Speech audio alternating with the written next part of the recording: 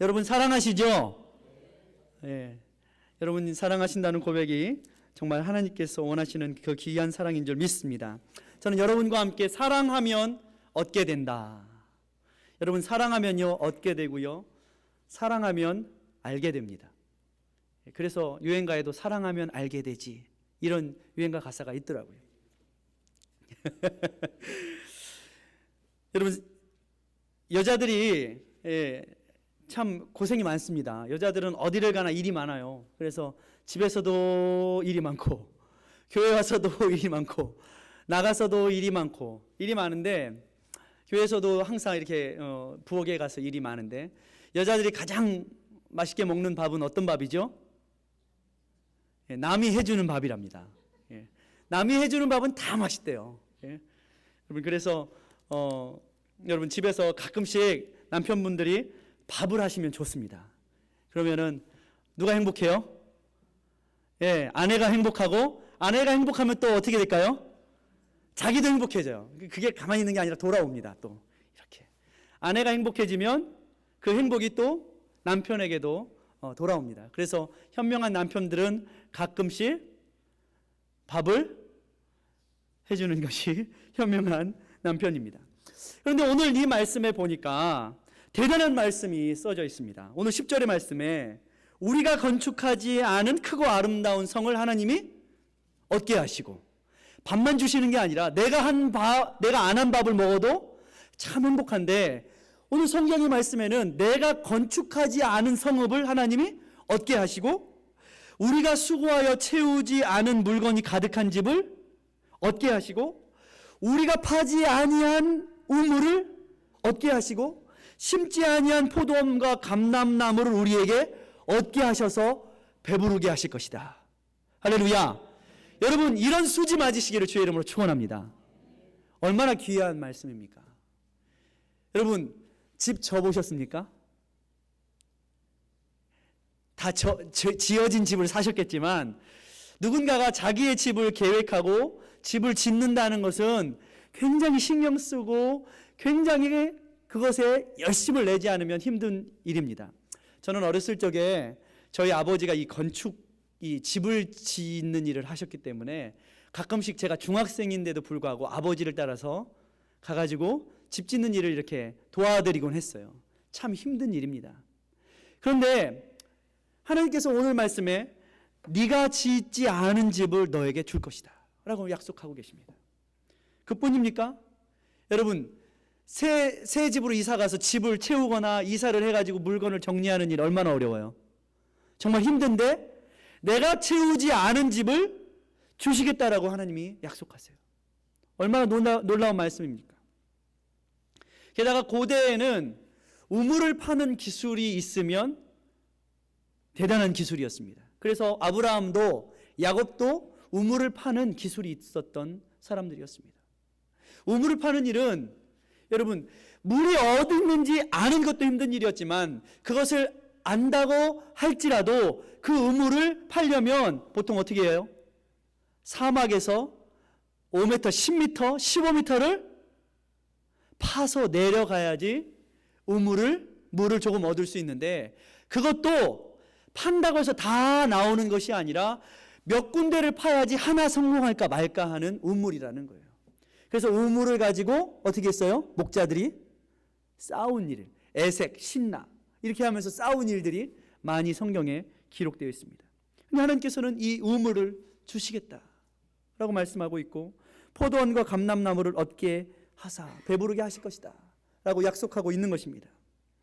한마디로 본문의 말씀은 하나님께서 하나님의 백성들에게 우리의 행위와 노력을 뛰어넘어서 하나님께서 은혜를 주시고 축복으로 채워주시겠다라는 약속의 축복의 말씀인 은혜의 선언문인 것이죠.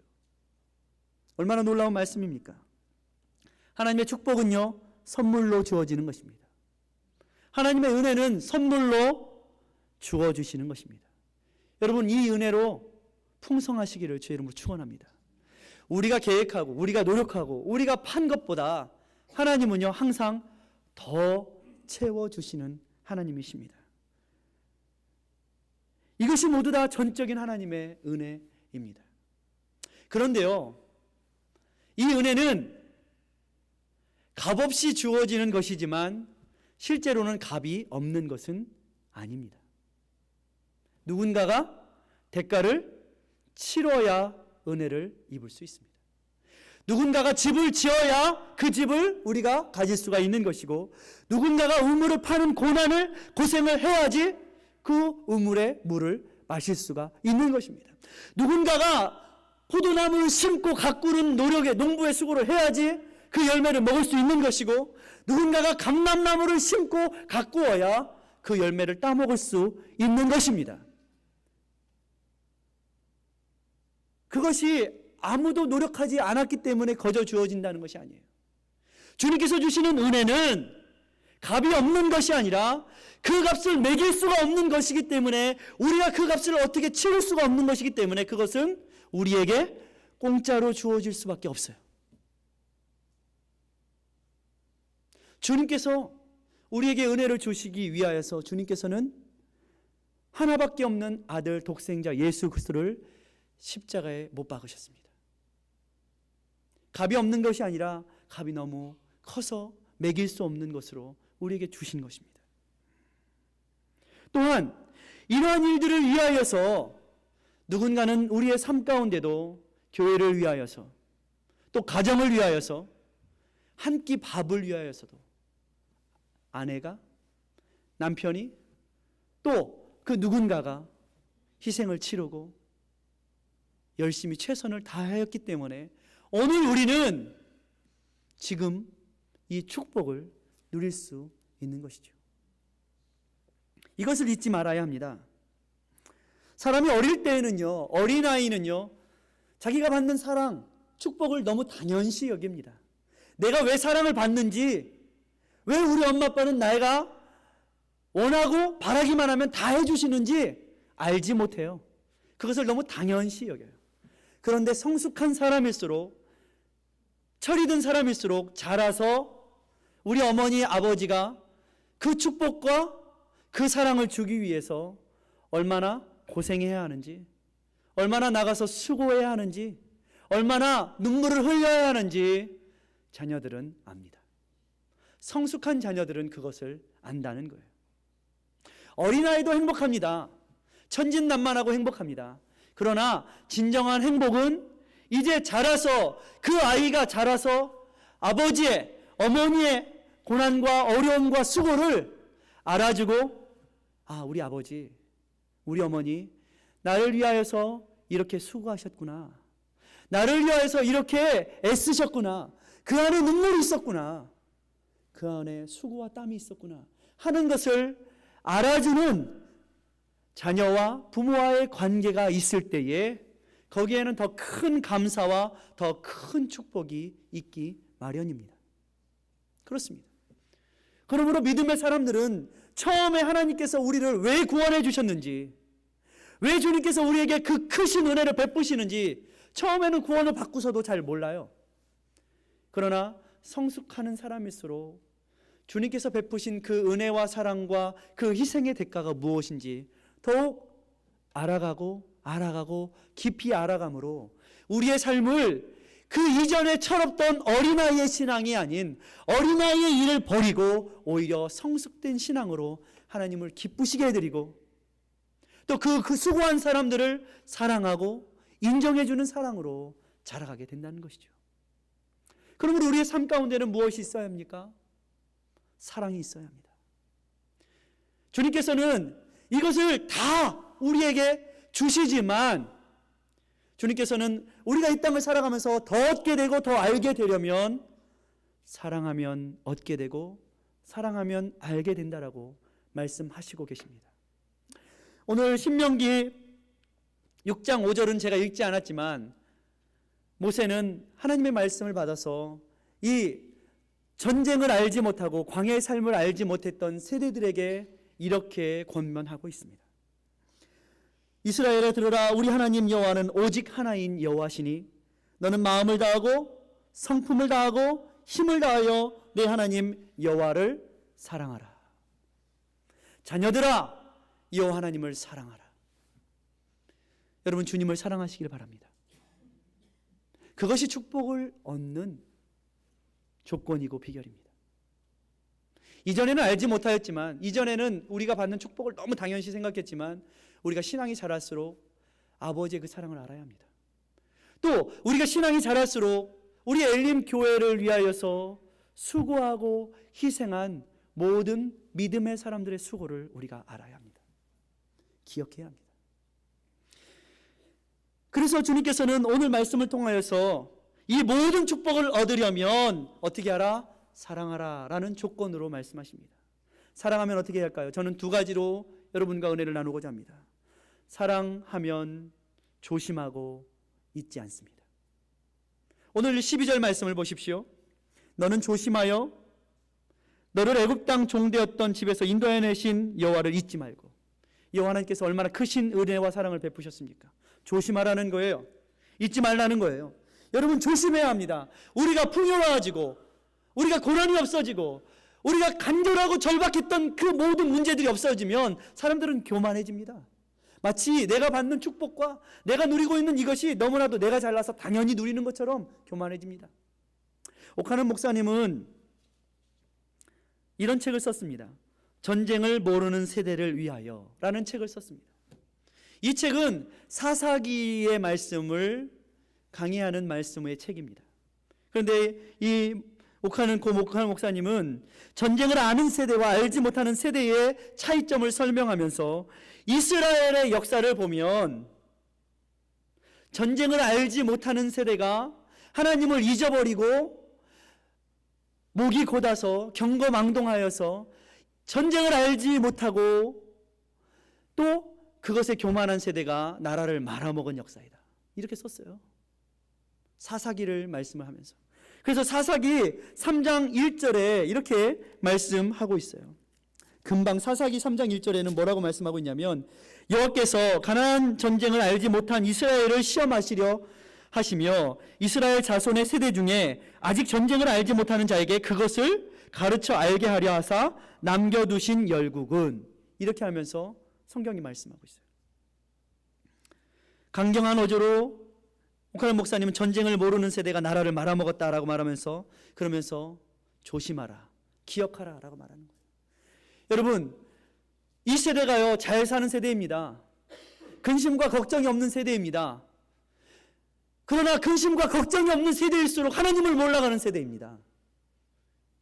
고난과 어려움이 있을 때는 오히려 하나님을 경외하고 하나님을 의지하고 하나님께 바랬는데, 근심과 걱정이 없어지고 먹고 살만하니까 교만해져서 자기 멋대로 내가 잘나서 잘 먹고 잘 산다 생각하는 거예요. 저는 가끔씩 그래서 일부러, 저는 전쟁을 경험해보지 않은 세대이기 때문에 저는 일부러 6.25 전쟁 다큐멘터리를 봅니다. 6.25가 얼마나 참혹했는가. 일제시대의 그 다큐멘터리도 봅니다. 월남전도 다큐멘터리로 봅니다. 가끔씩은 대한뉴스도 봅니다. 왜 보냐면 잊지 않기 위해서입니다. 저희 할머니의 세대, 저희 아버지의 세대가 우리들을 먹여 살리기 위해서 얼마나 고통과 고난과 가난 속에서 최선을 다해 열심히 살아가셨는가를 기억하기 위해서 저는 일부러 봅니다. 우리가 잊지 말아야 합니다. 잊으면요, 조심하지 않으면요, 어땠어요? 우리가 IMF 맞이했잖아요. 먹고 살만하다고 막 흥청망청하다가 IMF 맞이했잖아요. 예? 일은 누가 저지르고 나중에 그거 뒷감당 누가 했어요? 국민들이 금 팔아서 뒷감당했어요. 잊지 말아야 합니다.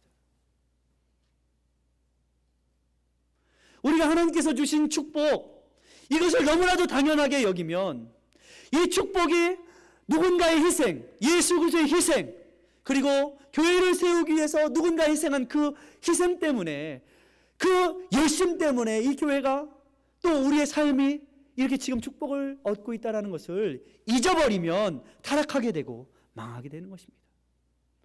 그래서 하나님께서 베푸신 축복을 너희들은 생각할 때에, 가난할 때 우리가 얼마나 절박했는지, 작은 것들이 얼마나 소중했는지 기억하라, 조심하라 말씀하십니다.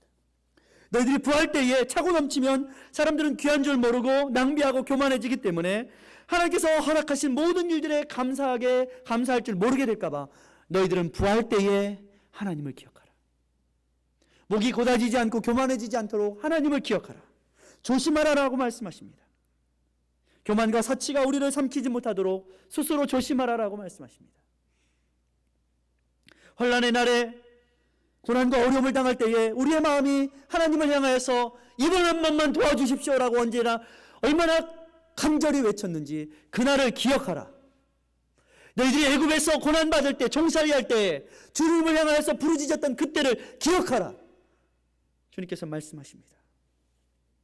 그러므로 지혜롭고 건강한 사람은, 그리고 교회는 항상 과거가 주는 교훈을 기억합니다. 모든 개인과 공동체는 기억해야 할 과거가 있습니다. 역사에는요, 비약적인 발전이 없습니다.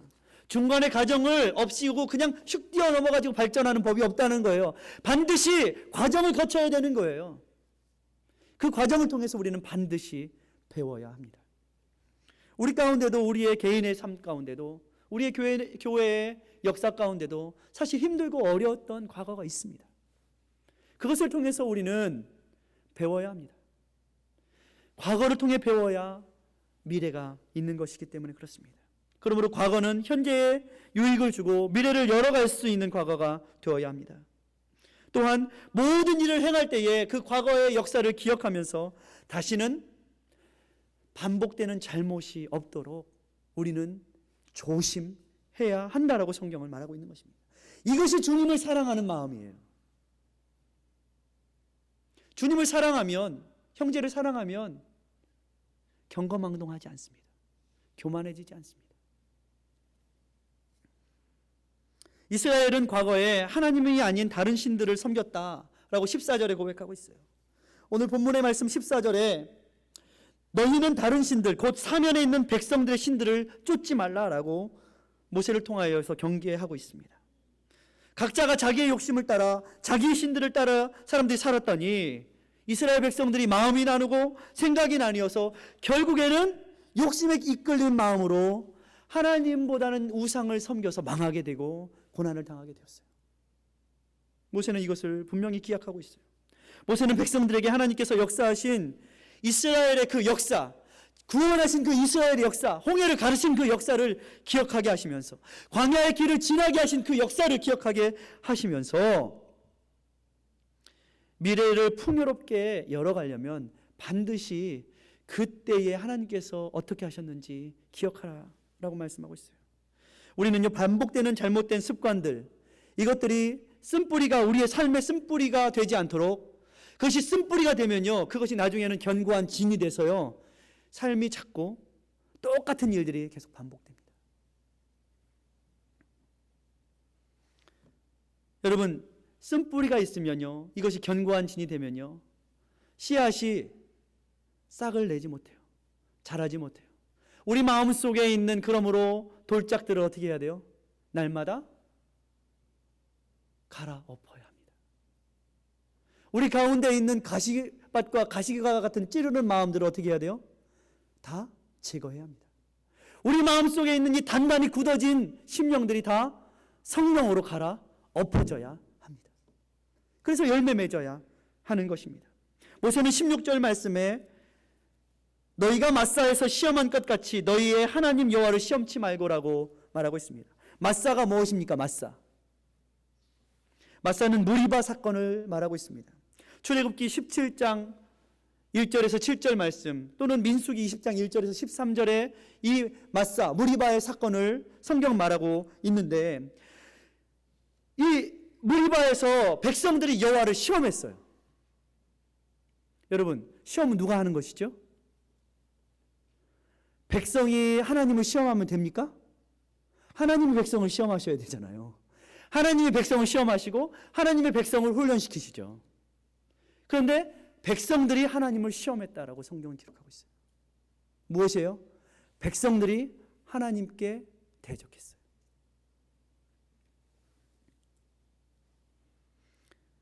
하나님을 시험하면 안 됩니다.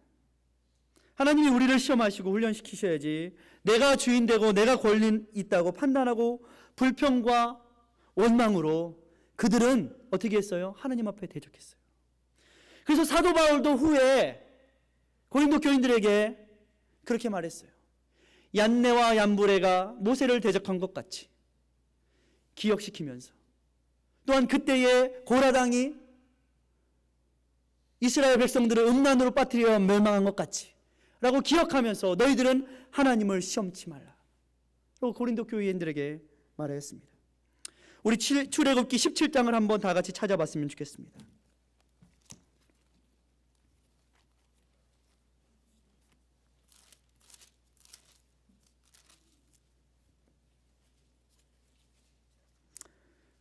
출애굽기 17장 말씀입니다. 이스라엘 자손의 온 회중이 여호와의 명령대로 신광야에서 떠나 그 노정대로 행하여 르비딤의 장막을 쳤으나 백성이 마실 물이 없는지라. 백성이 모세와 다투어 가로되 우리에게 물을 주어 마시게 하라. 모세가 그들에게 이르되 너희가 어찌하여 나와 다투느냐? 너희가 어찌하여 여호와를 시험하느냐? 거기서 백성이 물에 가라매 그들이 모세를 원망하여 가로되 당신이 어찌하여 우리를 애굽에서 인도하여 내어서 우리와 우리 자녀와 우리 생축을 목말라 죽게 하느냐? 모세가 여호와께 부르짖어 가로되 내가 이 백성들에게 어떻게 하리이까? 그들이 얼마 아니면 내게 돌질하겠나이다. 여호와께서 모세에게 이르시되 백성 앞을 지나가며 이스라엘 장로들을 데리고 하수를 치던대 지팡이를 손에 잡고 가라. 내가 너 거기서 호렙산 반석 위에 너를 대하여 서리니 너는 반석을 치라. 그것에서 물이 나리니 백성이 마시리라. 모세가 이스라엘 장로들의 목전에서 그대로 행하니라. 그가 그것 이름을 맞사라 또는 무리바라 불렀으니 이는 이스라엘 자손이 다투었으며 또는 그들이 여호와를 시험하여 이르기를 여호와께서 우리 중에 계신가 아닌가 하였습니다. 고난의 때에, 어려움의 때에, 환난의 때에 사람들은 하나님께서 주신 축복과 은혜를 잊어버리고 하나님을 시험합니다. 하나님을 대적합니다. 돌로 치려 합니다. 원망합니다. 불평합니다. 사도 바울에게도 그랬습니다. 그러나 주님께서는 너는 반석을 치라. 그것에서 물이 나리니 백성이 마시리라. 주님께서는 백성들이 그렇게 하나님을 원망하고 주님을 원망하는데도 불구하고 주님께서는 여전히 우리에게 은혜로 갚으십니다. 백성들은 예수님을 때리고 모욕하고 못을 받고 창으로 그 옆구리를 찌르지만 주님께서는 그 옆구리를 찔리셔서 생수를 내십니다. 사도 바울은 이 말씀에 대하여 고린도전서 신약의 말씀에 이 말씀을 풀어 설명합니다. 고린도전서 10장 4절에 보니까 다 같은 신령한 음료를 마셨으니 이는 저희를 따르는 신령한 반석으로부터 마셨음에 그 반석은 곧 그리스도시니라. 여러분, 모세가요 그 반석을 향하여서 쳤습니다.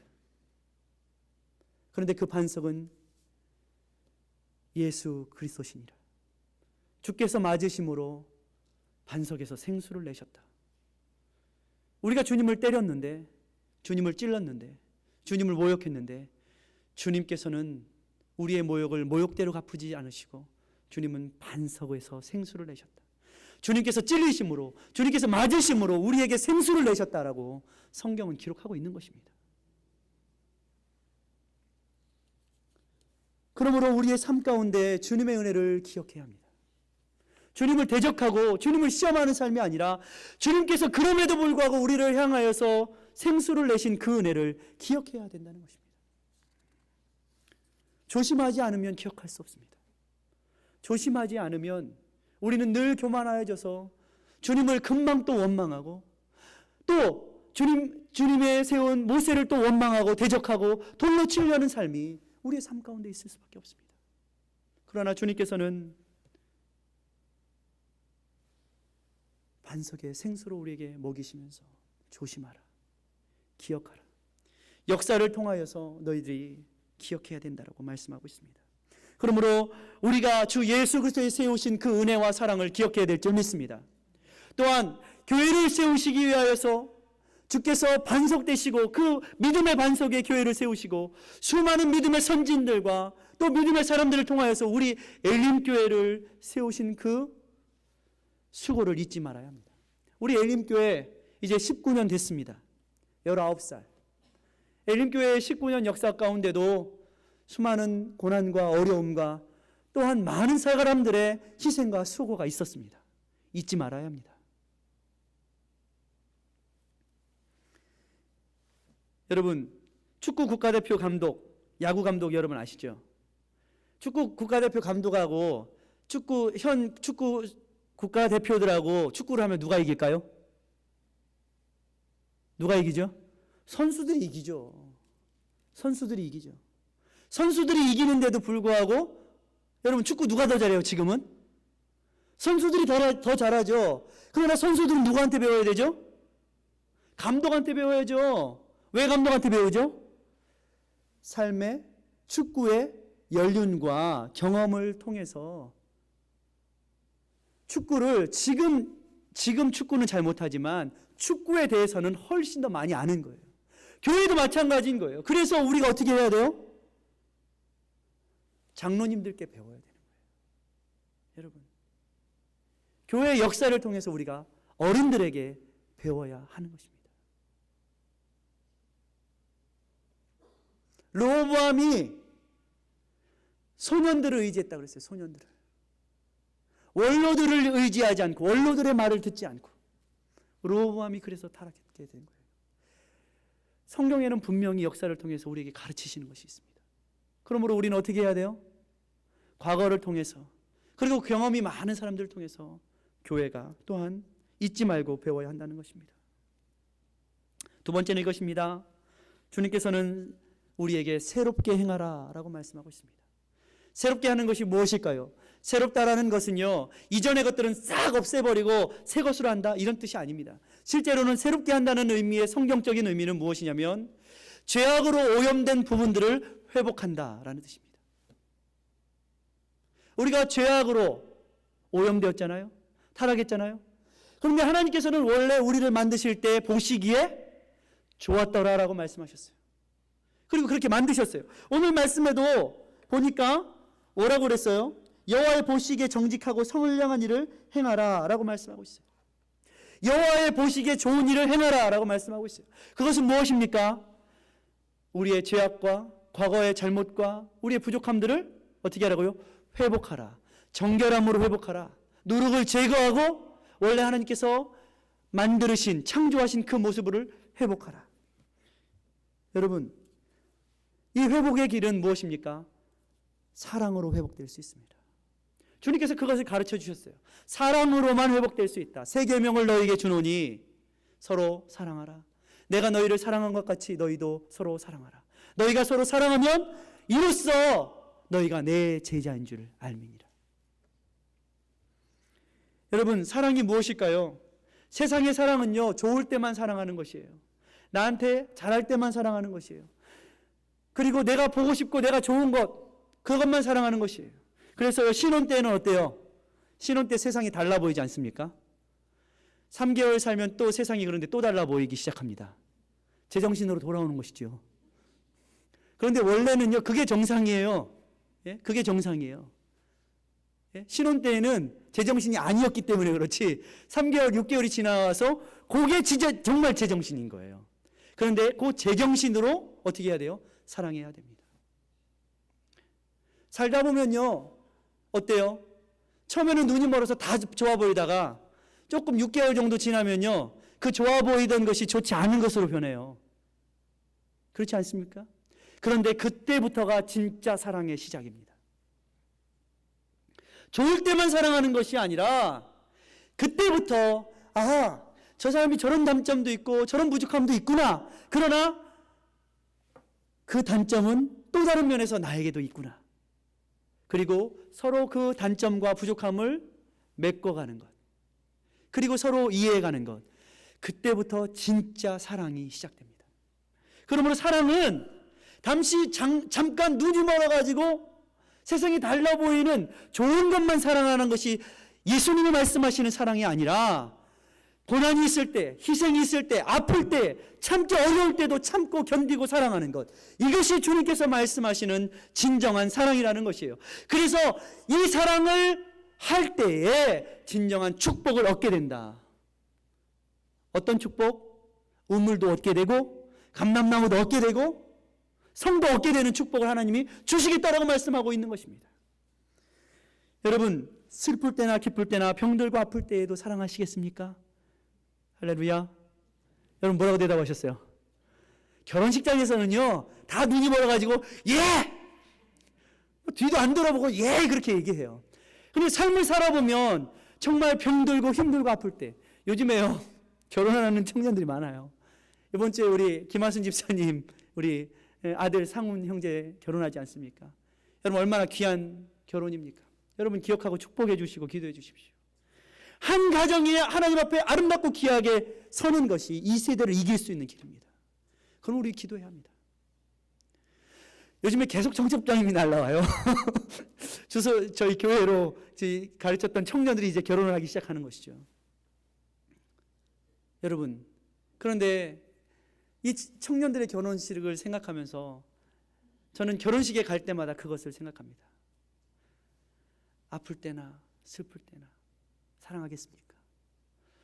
그 주례사가 아마도 그 결혼식을 하고 있는 그 커플들한테 별로 잘 안 들릴 것 같아요. 근데 오히려 저는 그 결혼식에 참석하면서 그것이 가슴에 굉장히 와닿아요. 정말 내가 아플 때, 슬플 때 내가 사랑하고 있는가? 한 가정이 있었습니다. 가난하고 힘든 가정이었어요. 결혼 이후로 남편은 한 번도 아내에게 살면서 선물을 해준 적이 없어요. 아내도 궁핍한 삶 가운데 남편에게 선물을 한 번도 해준 적이 없어요. 오래전 남편에게 결혼 예물로 선물한 그 선물의 시계줄이 너무 오래되어서 낡게 되었어요. 아내는 남편의 시계줄을 바꿔주고 싶어요. 그래서 남편을 위하여서 자기의 머리를 자릅니다. 그리고 그것을 팔아서 남편의 시계줄을 삽니다. 남편도 아름다운 아내의 모습에 정말 무엇인가 해주고 싶은데 비싼 건 해줄 것은 없고 자기의 오래된 시계지만 팔아서 그 조금의 돈을 가지고 아내의 머리핀 하나를 삽니다. 그리고 그 아내를 동네 빵집으로 나오라고 그래서 여보 빨리 나와봐.